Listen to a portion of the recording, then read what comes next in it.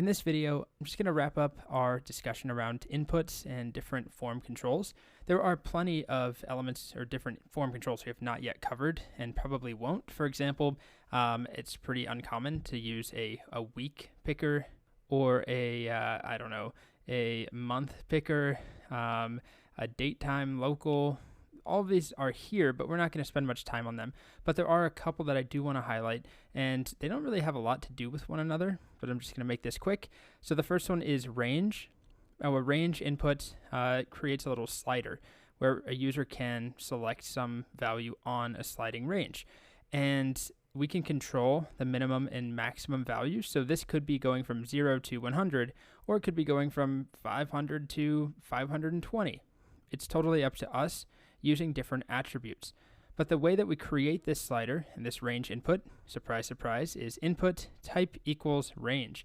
So why don't I do that here? I'll do a paragraph, an input type equals range. And what should our range input be for?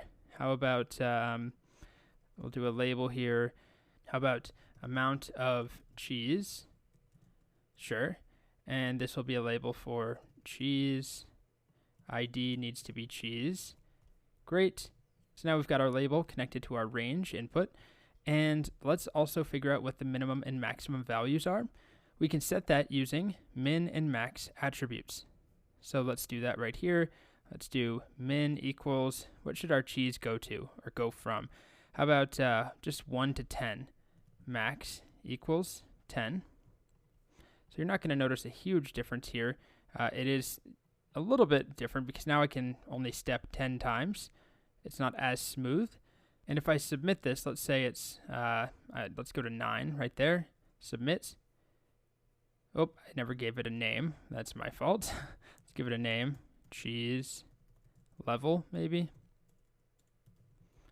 Try that again. Let's set it up to 9, submit. Cheese level equals 9. If I go all the way down to the bottom, it should equal 1, and the top should be 10. Now I could also change that. I could make that 100. And now my cheese level goes to 1, or from 1 to 100. And I can also give it a step. So that step could be, 7, which is a bit odd. But now I'm going from 0 or 1 or whatever we started at, and then up by 7. So if I go all the way to the top and then go down one little notch, it should be, 92? We're going down by 7. So if I go all the way down to the bottom and then go up by 1, we're at 8 because it started at 1, then it adds 7, so we get to 8.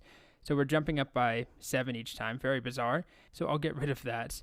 And we can also give it an initial value. So we're going from 1 to 100. I could give it a value at the beginning of, how about 75? Refresh, and there we are. It always starts there, but we can move it. Okay. So that's range inputs.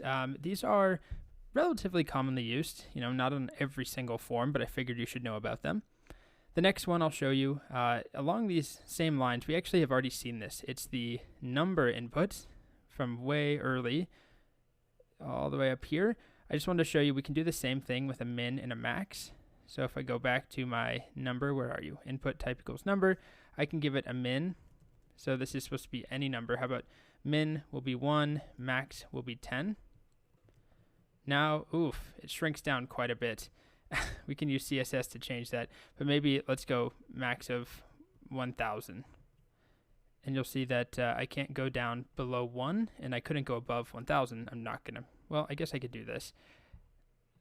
And I can't go above 1,000. So we also have a step here if we wanted, step equals 2. This is going to give us, odd numbers? 1, 3, 5, and so on. Okay, so that is the same principle, but this time it's with a number input. The other one was a range input. Now, the next thing we'll take a look at is completely unrelated. It's not even an input, actually. It is a completely separate element called a text area. A text area you definitely have seen before online or just using websites. It is basically a multi-line text input. So it's where, you can type and hit enter and actually type a paragraph, an essay, all sorts of things. And these are not an input, right? They are a text area element where you have an opening and closing tag. So here, maybe down at the bottom, We'll do a paragraph, maybe with a label that says something like any special requests, ? And we'll add in a text area just like that. And we could just leave it at that, but we should label it definitely. So ID will be maybe requests, for requests.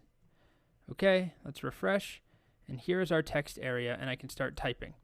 Now, there are a couple of things that we can do. We can control the initial number of rows. I don't remember, I guess it just defaults to 2 rows, so you can see there. But I can give it more. I can set rows to be 10. And we'll get a much longer, much taller text area. The thing is, though, I can go past that still, right? I just get a scroll bar. So we're setting that initial height, the number of rows. What else can we do? We can set the width using columns. We should give it a name. Should definitely do that. So let's give it a name. Probably just requests as well. I guess I'll give it a calls, just so you have this as a reference. How about calls of 20? How does that look? Is that the default? Is it really? How about 40? Yep, it was the default. And we could just, this is kind of hacky, but put a break in there for now. There we go. You can also set a placeholder. So placeholder special, I don't know, type something here. How about that? And there we go. That's pretty much it for a text area.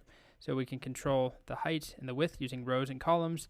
We can give it placeholder text, but remember, it is not an input. Almost everything we've seen is an input with a type, except for select, which we saw, where we have options and select. And then here, text area is its own standalone element as well. Okay, that's pretty much it for the most important, most commonly used form controls. There are others, as we've seen, but those are the essentials.